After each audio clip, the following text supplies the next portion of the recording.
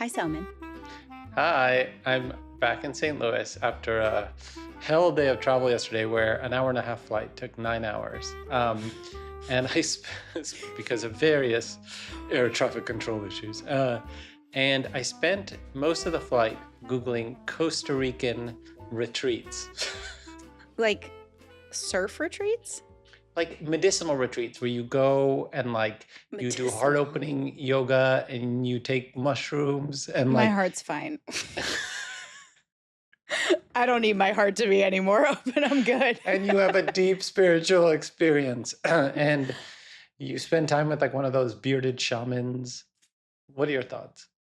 Um, that sounds very. I'm trying to think of a gentle way to say this. I think like that's an antidote to a problem that real people don't have. Part of me, I don't know. A medicinal shaman retreat? Uh, Scott was like, I don't think you want to go to one. I think you want to lead one. that you know what? That does sound like more of your thing. I don't think you'd enjoy it. I think you'd have notes immediately and start bossing the shaman around and then maybe you are someone who needs it. You need to be taken out of your control. I might go on one just to have No. something to write about. But anyway, maybe we could go on one together. No, I would hate every second of that. I would hate every second of that. I don't even want to go to a yoga class because I want to do it by myself where no one can see me and I don't want to be touched. No, you're not going to do well in the nude Don't open my Costa heart. Rican Don't tell me yoga. my down dog can be better. I don't want either of those things. On that note, we begin.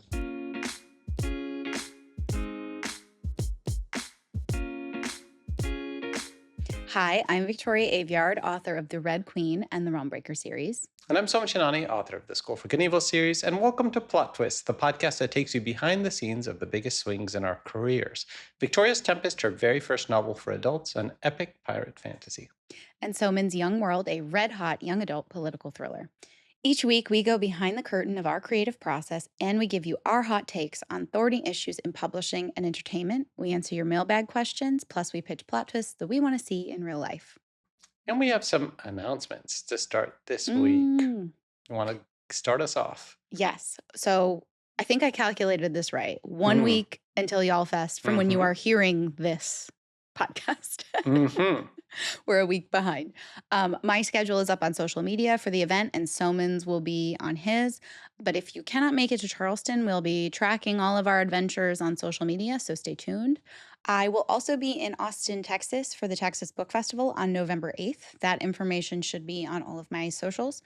And there will have been an event blast in your inbox if you're subscribed to my Substack. And if you're not, let this be your sign. Subscribe. Austin, that's like my favorite city. Are you going to do like a food tour while you're at it? I'm there from Friday afternoon to Sunday morning.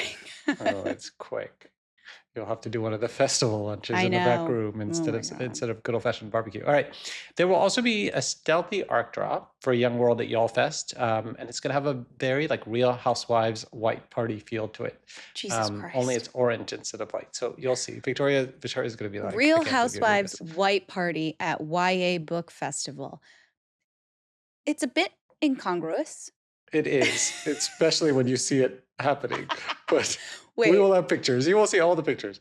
For those of you who can't get there, Young World is available for pre-order now with a special gift of all my collected diaries in a beautiful paperback edition.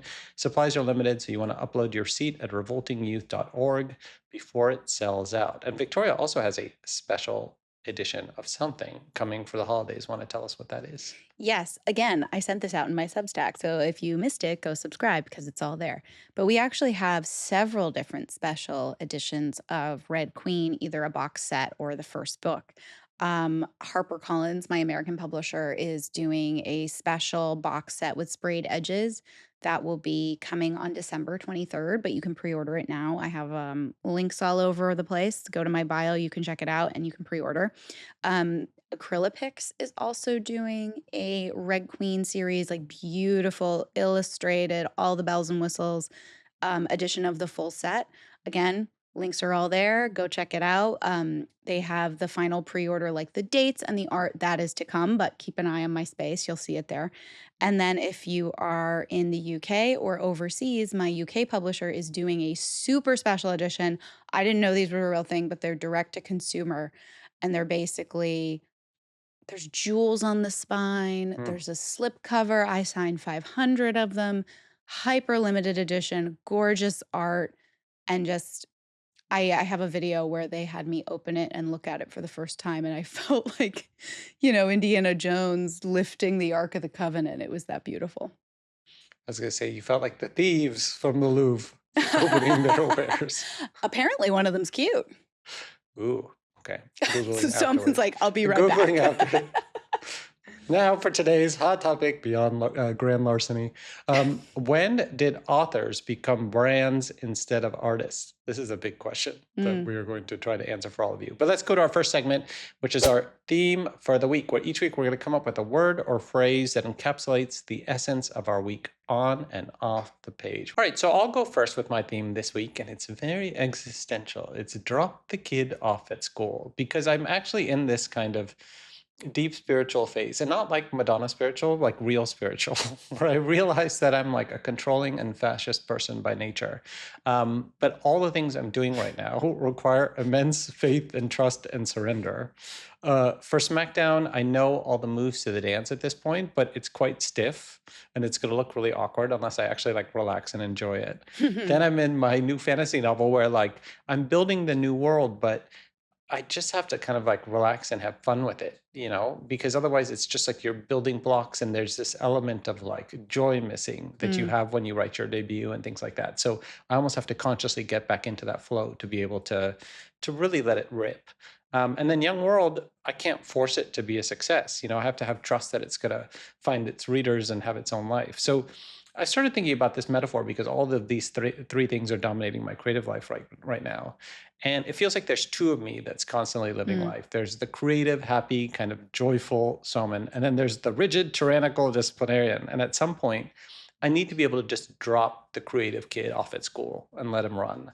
Otherwise, this period of my life is just going to be this constant nightmare of like resistance and frustration. So that's something I've been meditating on and thinking a lot about, is like, just drop the kid off at school. Like, don't supervise so much. Just let it go. So let him be free without fear of outcome or consequence. Good things will happen. So how about you? Well, I was going to say, I feel like the SmackDown, I'm going to be like Regina George's mom in the audience, with my little filming you and dancing along, saying smile. Man. I mean, it's coming up quick, but I think it's been good for me. It's been good for me. It's forced me to have these kind of realizations and things like that, which I can only get from doing something this insane. I mean, now you're 10 seconds away from booking a shamanistic retreat in Costa Rica because you need to pay somebody to make you let go a little bit. I always overcorrect. You do. That is very true. But knowing that self about you, that's part of the battle. Yeah. Well, tell us about you. So my theme this week is Sister Act 2, Back in the Habit. Ooh, such a good movie. I'm back in my habits. I'm shifting back into my routine. I have accomplished things this week. I put the laundry away. Thank but I do have laundry to do, so it's going to start all over again. But anyway, I will take the win. I'm still not really back into like fighting form with writing because I'm not hard on a deadline. But I am back into my productivity with my admin, with upkeep and health and wellness, a social life, running errands. I feel like I'm Soman's kid. I'm your kid being dropped off at school. And I have most of my homework done. And I can cram the rest between classes. I can feel myself returning to sort of my favorite phase of the process, where I am able to run free creatively, but I also have boxes that I can check. I have easy points I can score. I can have forward momentum and visible progress. Plus, it's officially the holidays, which is the best time of the year.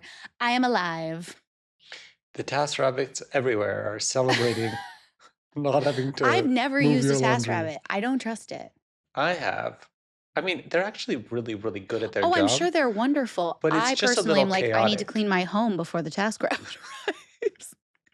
Literally in New York, the thing is, it's different in New York. Like we hired TaskRabbits to be like, can you move this thing from here, like down the street? So, But Mhm. meanwhile, I was more struck by the idea of you were like, it's the holidays. Why is it the holidays? When do the holidays start? Well, currently we're filming and it's Halloween.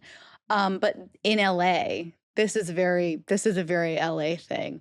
The industry, the entertainment industry shuts down a little bit before Thanksgiving, and we're now in the period of time where people are starting to say, let's circle back in the new year. So yeah, it is a joke that October 15th in entertainment, you might start getting pushed to the next year.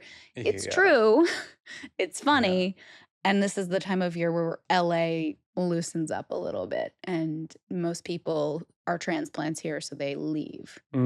So it's really cool to be here and live here and stay here through the holidays when it's all pretty and beautiful and empty. It's always, when growing up, you always heard that Hollywood and politics were basically the same thing, and both are shut down right now. So it fits well.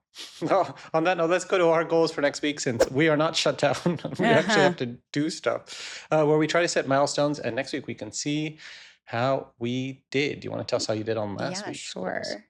I had a very successful week. So my first goal was getting those visuals done.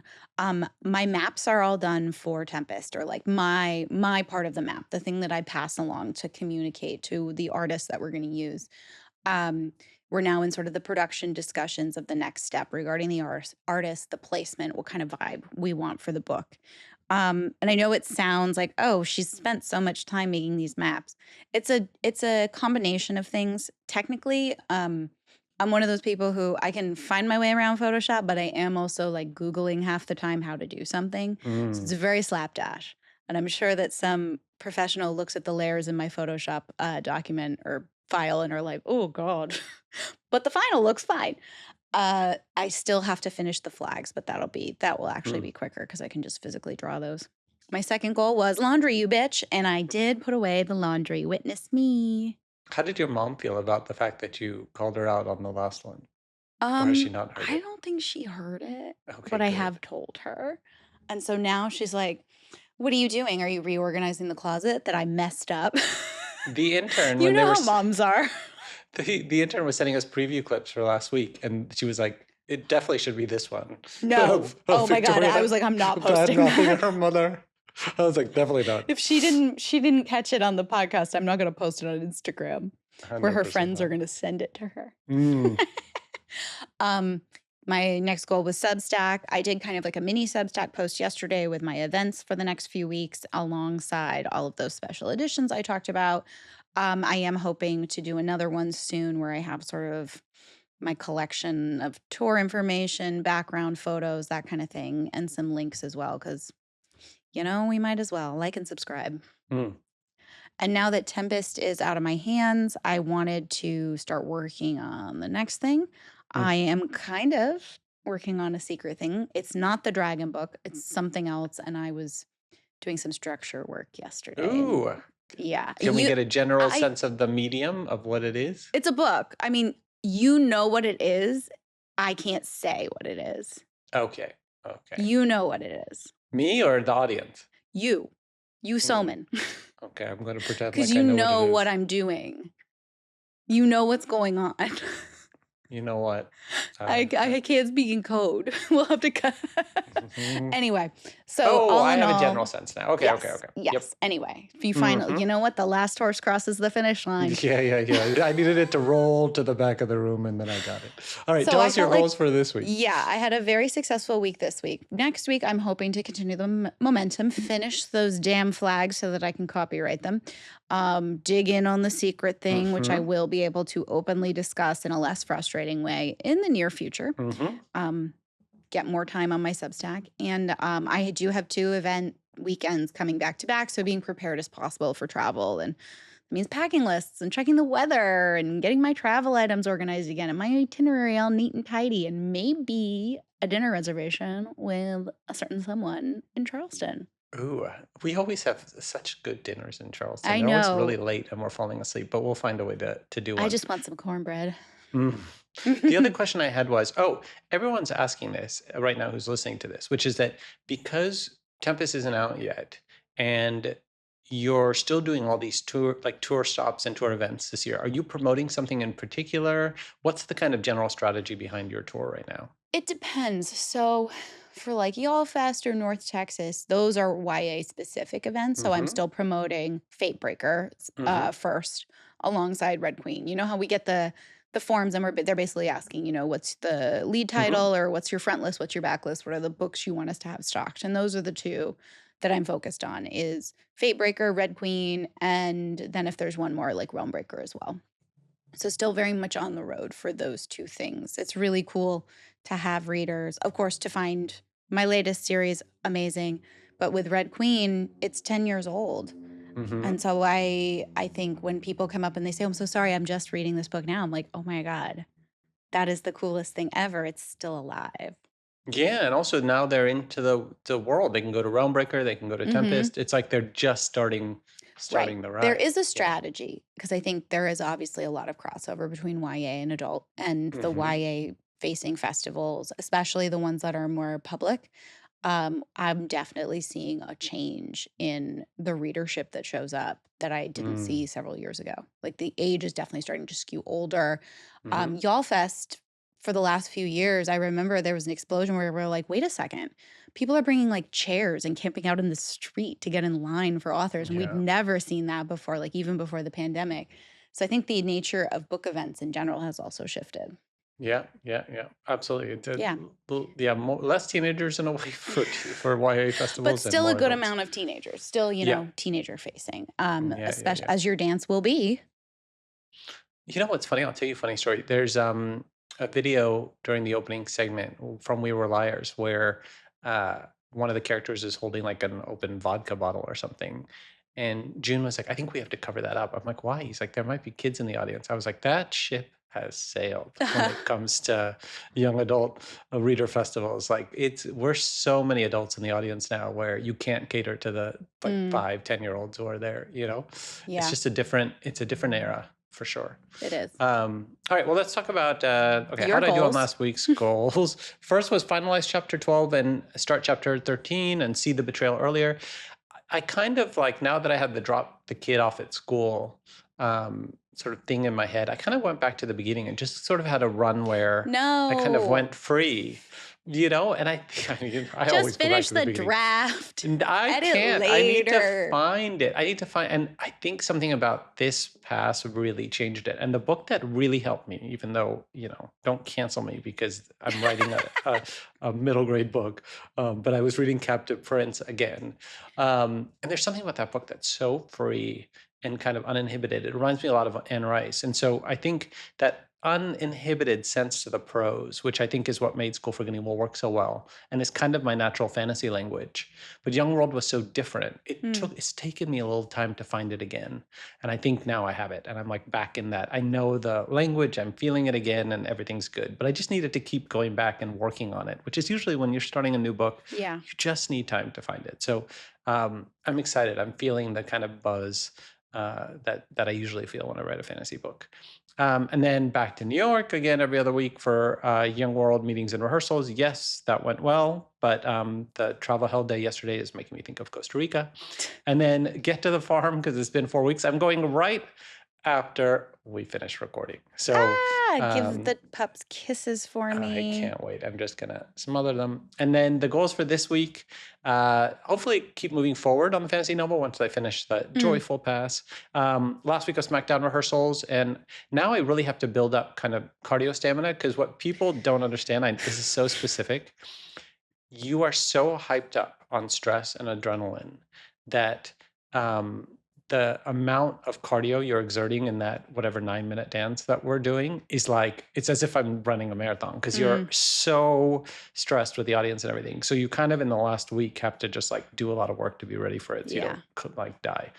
And then hug my dogs, who I haven't seen in 4 weeks. And then the last one, you'll know this feeling well, which is stay off Goodreads because we've given out the first 150 Oh no, galleys. that's when I troll Goodreads. Oh, we got our first. I hit refresh on Goodreads when the first arcs go out. So stressful. Okay, so we got our first review. You're gonna laugh so hard because the librarians like. Oh, now I want to go read the review. these are older librarians, right? So the first one who replied, I looked at the demo. The librarian was like an older librarian from Missouri. And the book is, you'll see when you read it, it's so crazy and uninhibited. It's not meant for like necessarily that demo. And so I was so nervous. I thought it You was going can't to, call out reviews. and the review was, I think it gave it 4 or 5 stars or whatever. And it was like, well. Oh, just 4 or 5 stars. Oh, It was just like, 4 or 5 stars. It was like, well, that was a wild ride. And I was like, okay, if Good. I can get that from Yeah, take that. Run to the bank with that. I will take it. So, hopefully, you're just nervous. Normally, like I've talked a lot on this podcast about not looking at reviews, but those early Goodreads Oh, yeah, you reviews, the need first 'em. like 10 make you really stressed. But it's interesting because usually you and I, like, we're pretty aligned on stuff like this, whereas those first reviews, I can't wait. And I almost wonder if this is like shades of like the fan fictions past where you get your reviews in the Mm. morning. But I feel like you and I were so obsessed with the audience reaction, with the feedback, with getting the feedback after so many months, if not years, Mhm. without any feedback. But I think it's different. So- I actually think we have different things here because I think that's what you're looking for, right? The audience feedback you want that. I'm coming from a place of fear because my books are so polarizing. Like, Oh, I'm still afraid. I'm not going in But like, I ooh, think- hee hee hee. I'm going in like, ooh, looking between my fingers. I feel like I have more confidence in that you're gonna have like whatever, you're just gonna get this review that's like clear, and I'm either gonna get the 1 or the 5. I gotta tell you, Soman, we can go bar for bar on our reviews. I bet I got meaner ones than you do. Oh man. But anyway, you mentioned, training for the dance because it's like a sprint. I had to sprint for the first time in years To do a what? couple weeks ago through the Copenhagen airport because our flight got canceled while we were on it. And they dumped us back off at the desk and said, go to the customer service desk and try and get on the next flight to Poland. And the whole plane raced each other. And I started out sprinting in this airport filled with fashionable Scandinavian people. I was winded within steps. I said, I'm going to be fine. I'm going to push myself. I'm doubled over in duty free. I am wheezing, stitching my side, throat burning. It's been 10 seconds since the gate. Thank God my husband was also with me and he actually can run. And when I finally made it to the customer service desk and there's 15 people in front of me, my husband waves from the very front of the line. He's already got our tickets on the next flight. Oh my God. That was like, ooh, Victoria. I would run past all the hot, like hulking, like Scandinavian blonde men, and I would turn back and give them middle finger and be like, "This is for high school," and I'd get to the front of the line. Sorry, one blonde man would have beat you. They would. And these guys would have been like, "We are Swedish. We did not go to your high school," but it doesn't matter. I would have enjoyed. I hate to tell you this, Soman, Copenhagen's in Denmark. Oh. I forgot you said Copenhagen. In my head, it just had turned into Scandinavia and had become this. We'll let it slide. We'll let it slide. But then also what you were saying about getting back into the rhythm, going back and forth. I feel like with my books, I've never had that sort of stop-start because tonally, they build on each other. Yes. Whereas with you going from School for Good and Evil to Young World and now back to fantasy, you're having major shifts. Because I think also it's the kind of fantasy, right? Like it's kind of this like lush, like kind of sensual fantasy language that is very like Midsummer's Night Dream. That's kind of like my style and how I write fantasy. And Young World is so kind of like aggressive. Well, you were even saying tense-wise and perspective. It's totally different. It's Remind me, very, is the fantasy you're writing right now, is it YA or is it back to middle grade? Or is it in the middle? We're going to talk about this because I can talk about it now, which is... Did you get a mandate? No. It's that every book I write, I'm trying to invent a new genre for, yeah? So School for Good and Evil, I was trying to invent like middle grade romance, which didn't exist, And I don't know I'm trying to invent it when I start. It's not like I start with this pretentious like, I have come to invent a genre. I just start working on something and then realize it's a new genre.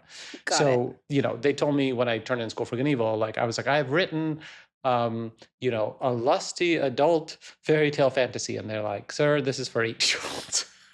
So this is like I learned when I turn it in, and Young World turned out to be this crazy multimedia, geopolitical romantic thriller, whatever it is that's in color, which is not a thing.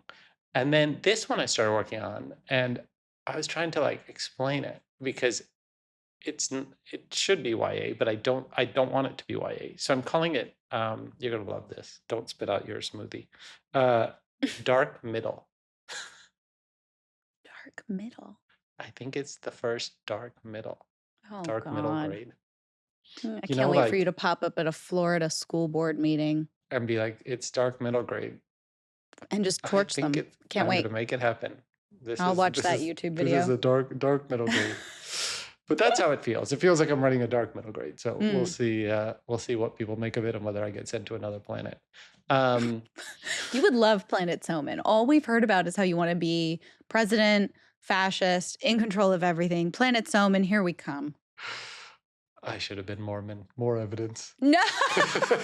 On that note, we will be back with industry nonsense.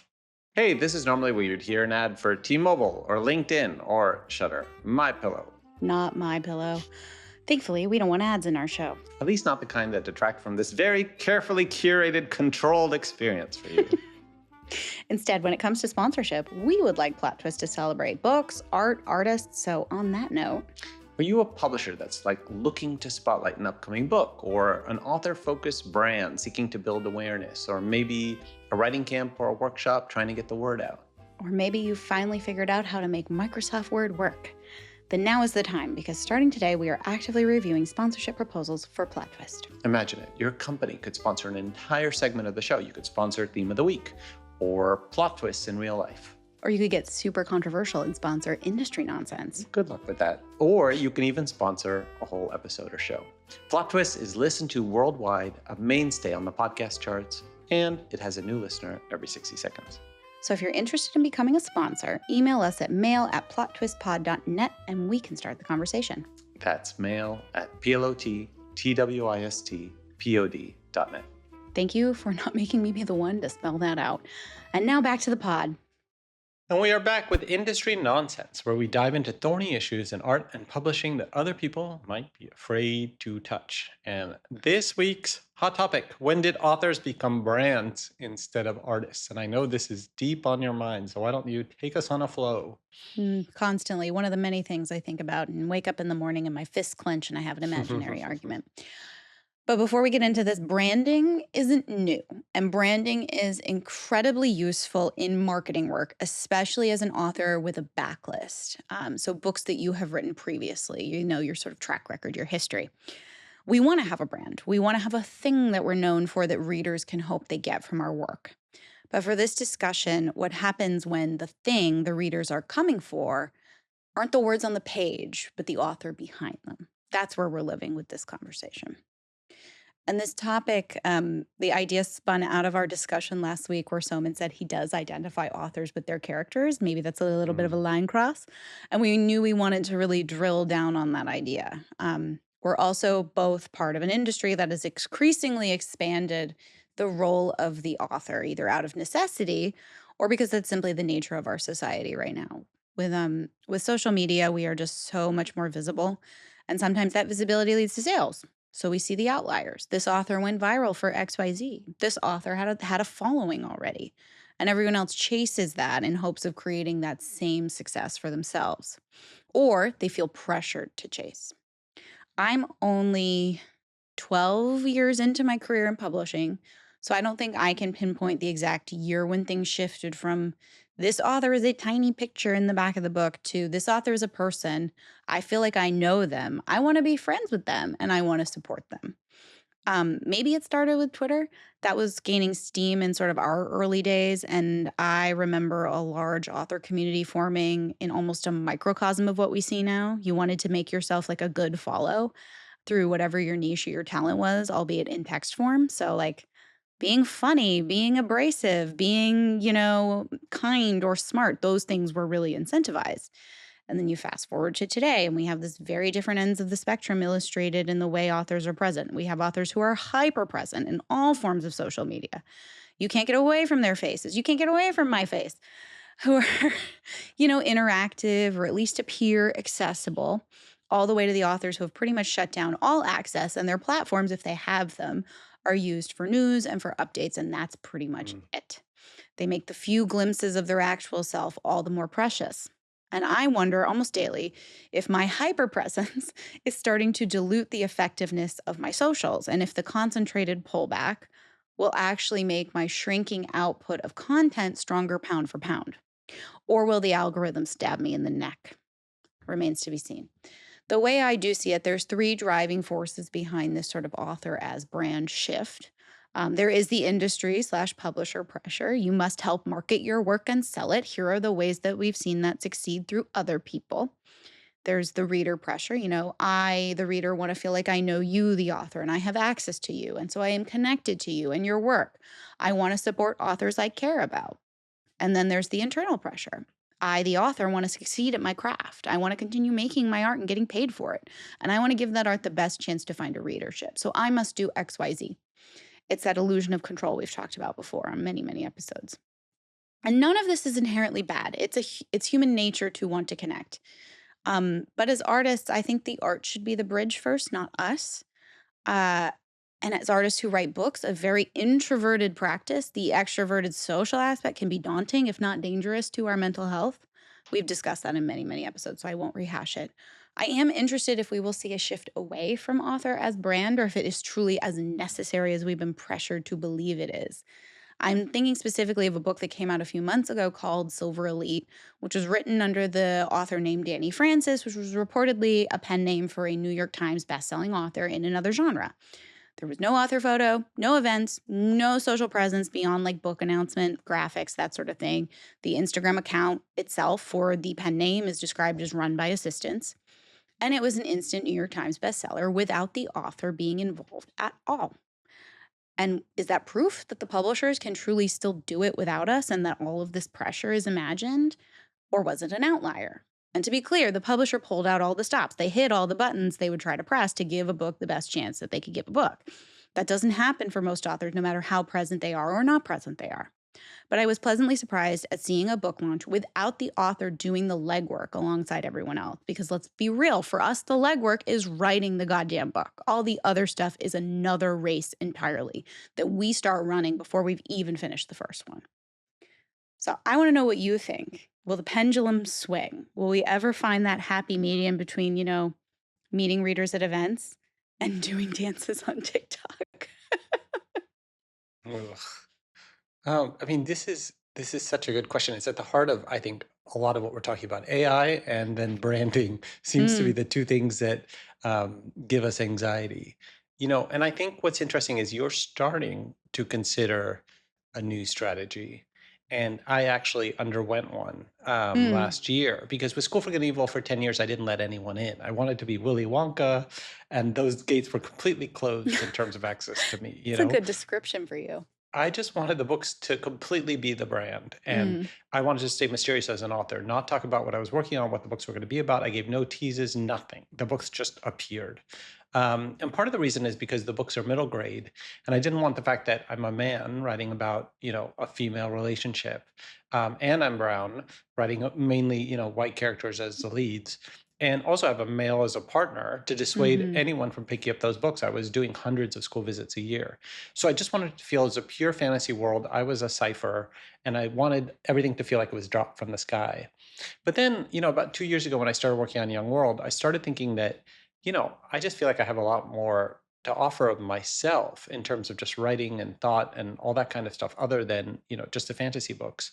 So I thought it might be helpful, to put those thoughts on paper, not just for a wider audience, but also for me. Because I had a pretty kind of traumatic childhood, and I learned lots of ways to heal and kind of find personal peace and happiness. And I felt like, if I could use my Substack diary to track this sort of personal revelations and religion, it would be cathartic for me and also helpful for an audience. And I just started to love it and kind of build this following there. And then the podcast became another way of opening up, the doors of my kind of imaginary factory. And, there was no calculated reason for doing either. It wasn't to make money. It wasn't to, sort of build this larger business thing. It was just because I was making this kind of hypothesis inside that with the world tilting towards AI and kind of viral Mm, branding and everything and yes. short snippets and everything like that, the antidote was going to be true 100% long form authenticity. And that the future of author branding is to just be like, here's my workshop, here's my process, Hmm. here's me. I am real in real time. I am human, and the art I make is real and human, even for a short period of time. And once you do that in the way that you have, in the way I have, I think then you can close the doors of Willy Wonka's kingdom and be a mystery bubble because everyone knows you're real now. They know you, they know your philosophy. In a Mm, way, you don't have to be so ever present because they understand you as the brand. It doesn't have to keep reinforcing itself. So I think in a lot of ways, you and I are having opposite journeys because I think you've been so accessible and open and are starting to contemplate the fact that everybody understands you as an author. And there's a chance that, other than long form things like this, you almost can recede. You don't have to do the mm, rest of the work. And I think I was non-existent in the public sphere for like 12 years, and now I've had this period of, you know, kind of showing my cards and showing myself, which I'll continue through Young World, and literally having opened up like a literal diary. But I think in the end, we're both on a journey to try to get back to focusing just on the work, and we're negotiating how to get there. So, if my secret dream, if I could tell you what my secret goal is, and speak it to all of you also listening, it's that Young World is successful enough that when I put out the dark middle grade fantasy, um, I can do it true Willy Wonka style where I don't have to talk about it at all. No mm. press, no tour. I mean, meet signings and stuff like that, but I don't want to say a word about it. I just want to be able to put out a book like Taylor Swift did with Reputation and just absolutely not explain it in the slightest. Because I think that fantasy series is so kind of incendiary and taboo in a lot of Mm, ways that it would be nice to not have to talk about it. So, these are all fantasies of what you and I would like to mm. achieve. But I guess the question is, in the meantime, what do we do? I know. It's interesting to me that you have this mental image of yourself as not being very present before Mm, Young World. You were such a gigantic presence to me. And don't lie, you would mm. still do photo shoots. Oh, all that stuff. I think it was just different in the sense of this. I was a persona. Right. Like I was You weren't I posting wasn't long form me. videos talking about here's why I wrote this thing the way that I wrote it. But I think there is something there about the authenticity and something I've been thinking about too, where on social media, I'm never quite sure what's going to hit anymore. And Mm, things that used to work in the past, the bite sized little, almost like meme content, doesn't click the same way. And I mhm, wonder if it's because the things readers want from me is not that. They don't want the little funny haha move on. They mhm, want me to talk for 2 minutes about why I wrote a scene the way I wrote it, mhm, which I like. I actually, when something like that gets views, even if it will get less views than something that like goes viral because of the sound, that is comforting to me because it's more actual interaction with readers. It feels more real versus a lip sync for 6 seconds. That's funny and great. And like, okay, it gets a million views and maybe I might get a couple of book sales off of that, but it's not creating long form readers. It's not Well, bringing people into the brand. the interesting because you might debate this, but with the podcast, the one piece of feedback I've gotten from everywhere, whether it's family, friends, people I've never met, they love listening to you. Like they just love listening to you talk, and they find you funny and hilarious, and like provocative and all these things. And I just think there's something to be said for being yourself Hmm. in a way that doesn't require the cup of a trend or a meme Yeah. because it's almost like you don't need it. Like at some point you've just kind of like you're bigger than it. It is. And Than it feels disingenuine. And I hate the pressure or the feeling of playing the algorithm game, of mm-hmm, playing the, do I have to hashtag this?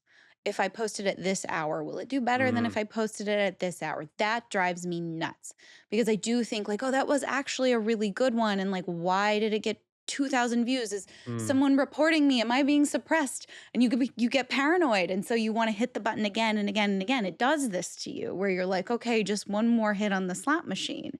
And objectively, I realize there's nothing I can do to control this. There's no secret formula.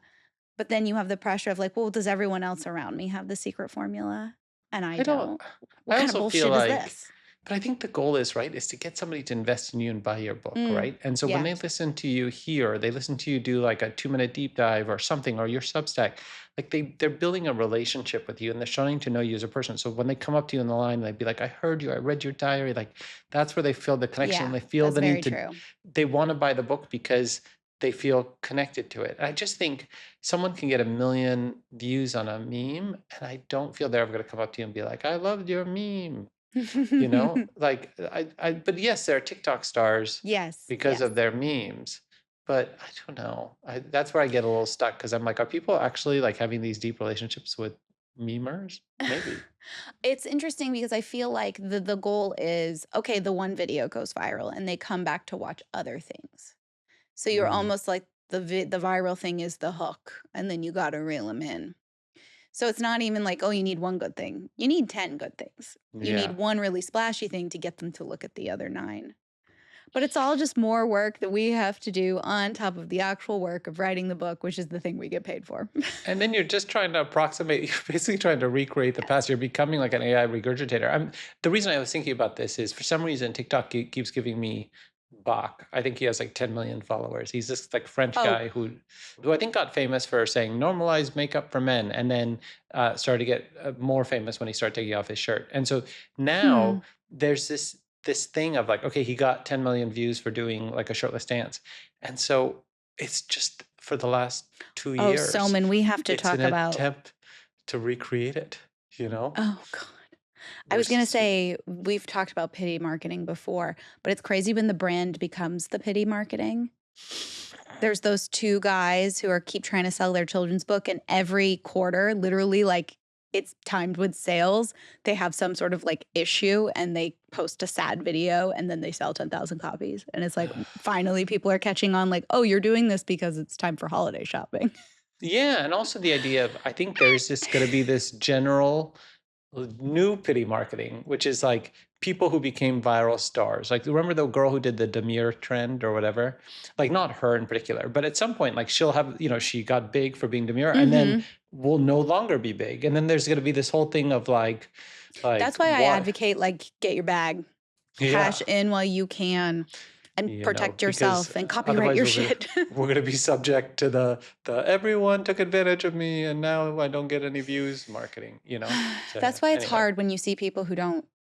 At the end of the day, we are not, our job, our finances, our livelihood is not predicated upon our social media presence, Mm-hmm. our podcast presence. Like, this is not the thing. This Mm-hmm. is the thing we're using to try and get you over to where our work is and where we're supporting ourselves from. But this isn't the core of the thing. This is exterior. This is one of the spokes of the wheel. And so I always am like, I don't know what's going to happen with some of these people who are not diversified, because I don't see how social media exists like this forever. Yeah, I agree. And I think the difference between this podcast and social media is on here we're genuinely wrestling with some things. Like Yeah. always, every week we're wrestling with it. We're trying to get to the bottom of it. And I think social media sometimes you're chasing something. You're chasing something that isn't something you're actually Yeah. wrestling with or authentic. You're replicating. You're Yes. And replicating. we've talked about this before. It's like performative social media. Mm-hmm. Sometimes you see things from other authors where you're like, that is so performative, but it's not for me. It's for Yeah. this person, and it's going to Yeah. work. And Yeah. it's like, how much of that calculation do you make of like, this is going to be embarrassing to the people who know what I'm doing, but to 98% of people, they have no idea. Is that like a calculation you're okay with? I think there's always going to be a layer of, it's not entirely genuine. And that's just the nature of social media. And we're all part of that. We're all showing the highlight Mm. reel, or we're all showing a very specific piece of the not highlight reel Mm. to create some sort of reaction.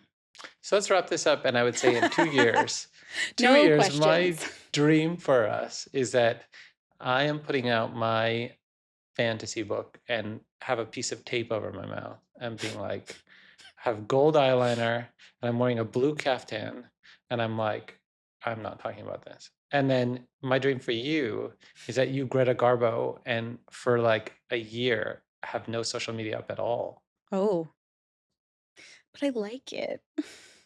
I Mm. want to shift more into specifically talking about craft and work and being Yeah. actually The tour was a good one. Whenever I go on intense trips like that, my social media kind of falls by the wayside in terms of making hardcore content, Mm-hmm. and it breaks me of the habit a little bit. And then I come Yeah. back and the algorithm punishes you and you're like, curses. But I'm trying to stick with that. You don't have to post every day. Let it No. go. Let it rot. Yeah. Yeah. Post things that you actually like care about or you that genuinely you think are funny or something you want to talk about. And speaking of things we care about, Reader Mailbag is Nice. up next.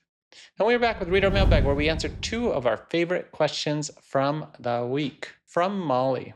When in the writing process do you start looking for an agent? Do you have tips for finding agents you can trust? I'm going to defer Mm, to you on this one because I found an agent after my first book was already published. So I'm probably yeah. not the best person to ask, but I tend to think you should finish the whole book before you query. I agree with that. I'm also going to say I did not traditionally query. So we both have kind of non traditional Mm, answers, but that just goes to show like there's no two paths that are the same into this. So don't beat yourself up if your path does not look exactly the same as someone else's.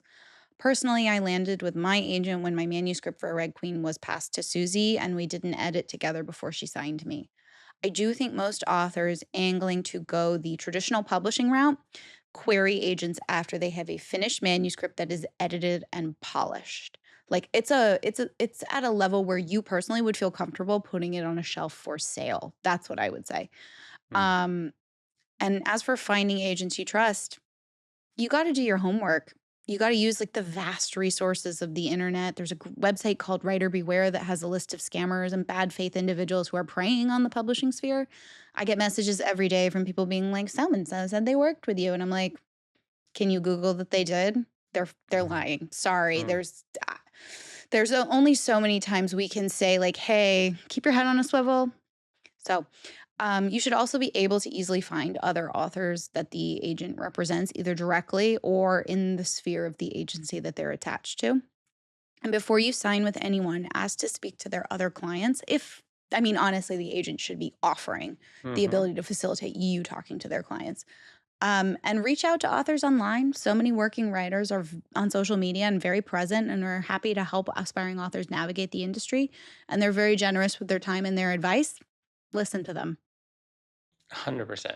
Usually, if you're getting offers from agents from there, you should be able to leverage other people's referrals and experience to be able to Hmm. make your decision, I think, Yeah. you know. I do think and maybe this goes back to like the toxicity of fandom that we talked about, but I see more and more, and I know a lot of authors on threads have like stopped giving advice because when they do, people get mad at them because it's not what they want to hear. Mhm. And all I can say is, please don't add to this. Please don't add to this sort of culture of silence that we are pushing Mm. because somebody doesn't want to hear either the reality or someone else's lived experience. They want to pretend like they're the outlier or reach for the outlier examples and can't handle being told, like, hey, just so you know, like, that's really rare. That said, you left threads and are happier for it. I am indeed. Our second question from Rosa. I love this question so much. How bad is it for an author's branding to change genres mid-career? Like Victoria, would you ever want to write a period piece with a rebellious, buxom protagonist? Or Soman, a sexy gay adult thriller? And I my don't know if response is, this is my favorite question of all time because the huge genre switches you are pitching are what we already are kind of doing.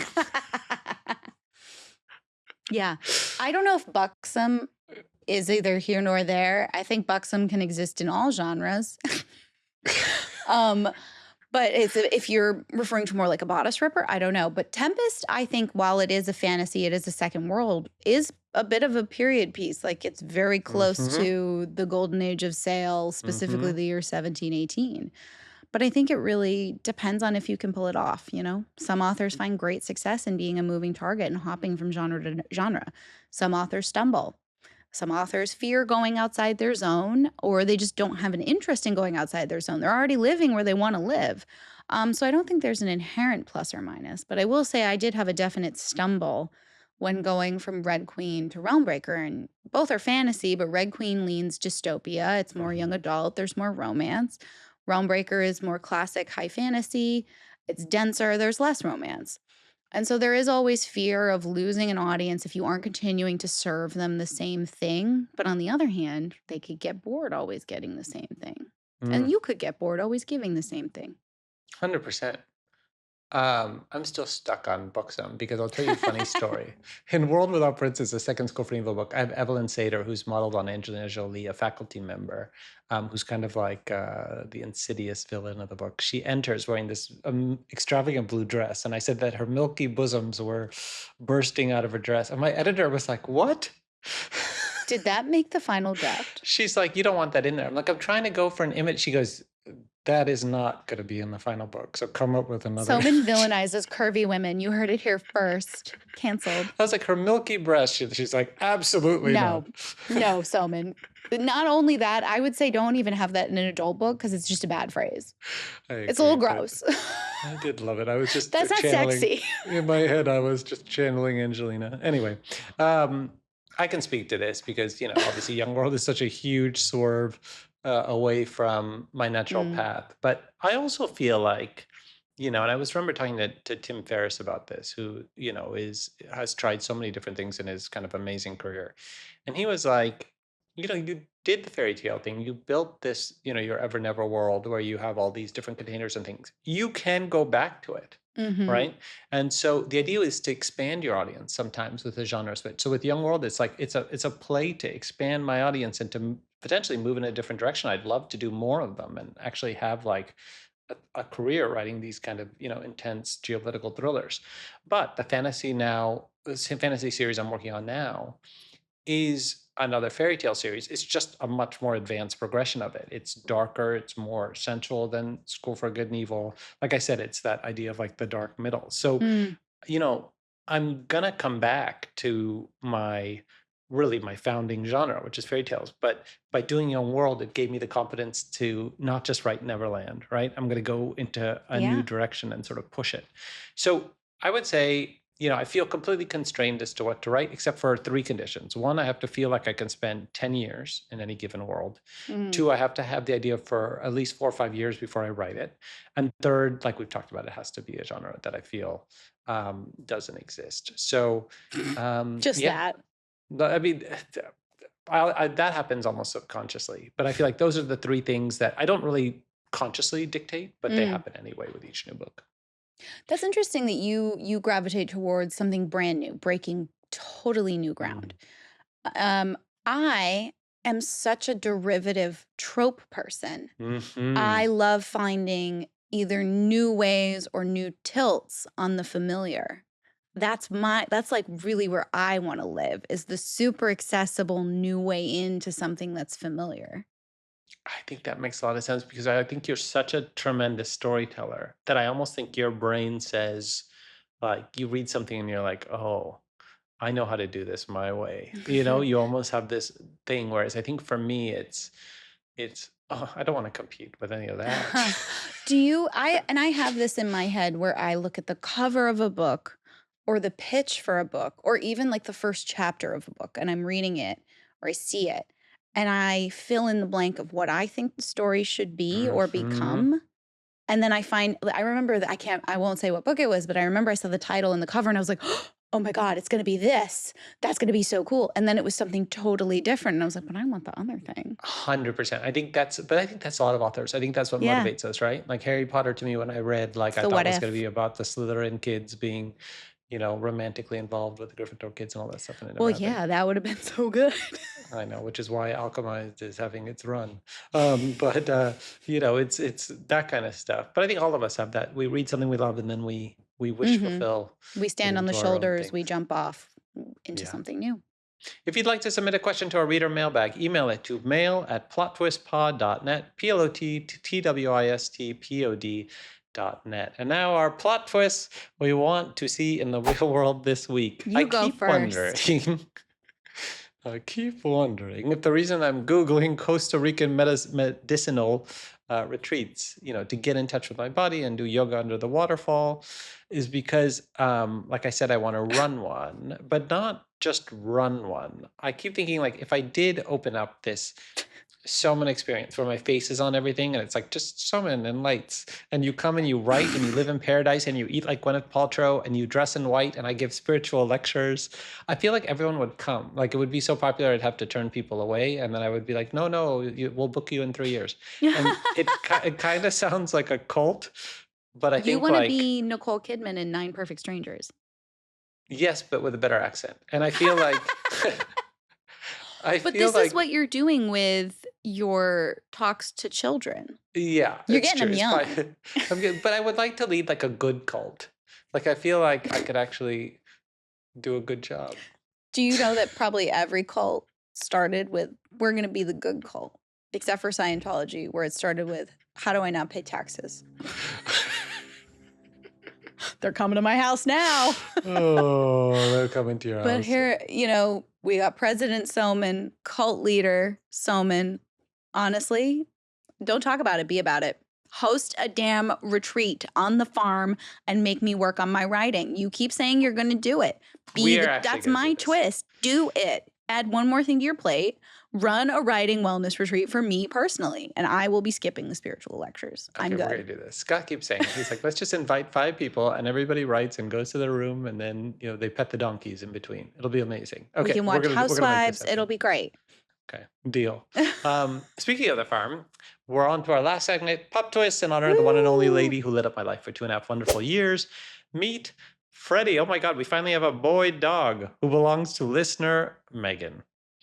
Megan says, Freddie is my now 9-year-old Portuguese water dog who brought me great amounts of comfort by keeping me company as I focused on writing the 3rd draft of my first novel. Oh my God, congratulations. Okay. Unlike Soman, you finished the first draft. Hello, what I love Freddie. About Freddie is Freddie does not show his face. Freddie is like a celebrity. I think Freddie knows that the Obamas had Portuguese water dogs, and so he's very comfortable in like his celebrity. What a beautiful writing setup. Also, if you're watching YouTube, you're seeing it now. It's like you're basically outside. I want to be in a greenhouse. This sounds so amazing. Many authors have like their sheds or their offices that are so beautiful, and mine is just a mess. As we're all looking at your beautiful office. Oh, you have a very specific view of my office. It's a curtain. Okay. So, meanwhile, you can find more of us, even though by now you probably are ready to be done. But you can find more of us, my ever personal diary on Substack, Diary of a Novel, every Tuesday, and on Instagram at SomanC, and then TikTok if you want to see our teenage intern and what they make of it. Man, if we all had teenage interns, I think the world would be a better place. But that's child labor. You can find me at Victoria Aveyard at TikTok, Substack, and Instagram. This was fun. More fun Friday Fast Loose or whatever. Friday Fast and Loose, Friday Loosey Goosey. I forgot what we called it, but that's what we've just had. Fun Friday Loose. Our producers in our ear. Fun Friday Loose. The voice of God. Oh, God. And we will see you next week. Bye. Thank you. Plot Twist is hosted by Victoria Aveyard and Soman Chainani. It's produced and edited by Liam Billiam. Our logos, art, and graphics are by Michael Blank. The music is by Thieves and Louis Adrian. Production support from June Sekia. If you enjoyed this podcast, please subscribe to Plot Twist wherever you listen to podcasts and drop us a review to let us know how we're doing. See you next Thursday.